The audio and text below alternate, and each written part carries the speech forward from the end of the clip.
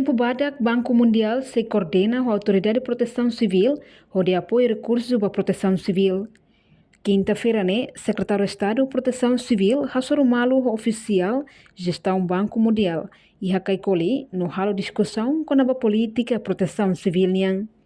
E a discussão, oficial de gestão Banco Mundial, declara será o commitmento a apoio à proteção civil, liu e a capacitação de recursos humanos. Presença oficial de gestão de dados do Banco Mundial, a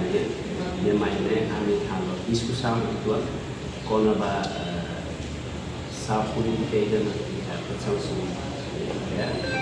Segundo, se a apoio, se o commitmento a apoio à proteção civil, em termos de capacitação da recursos humanos, infraestrutura,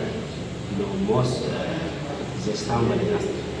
E o recurso base da universidade de apoio, mas esse é o processo de discussão interministerial. Por bem, há a discussão do Ministério das Finanças, saída mais da central de apoio. Esse é o processo.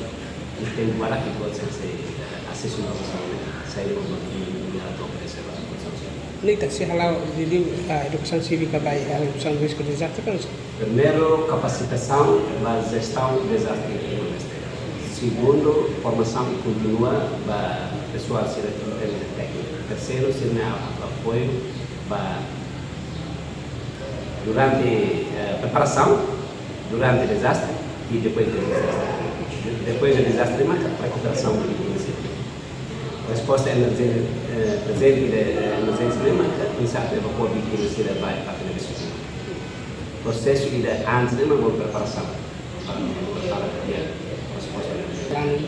Depende da capacidade de bem que está apoiando.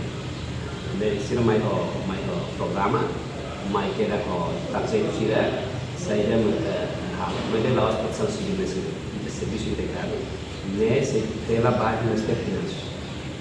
Assumindo nesse tela lá, e a levama se a revisão tira uma coisa, mas nesse processo técnico, discussão técnica.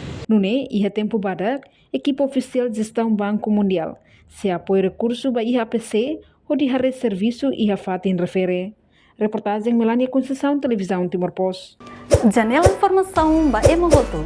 Atua tem informação atual dia Clio, kita haluha, haneham botão subscribe, like, halo comentário, no fahe tutang ba media sosial hotu.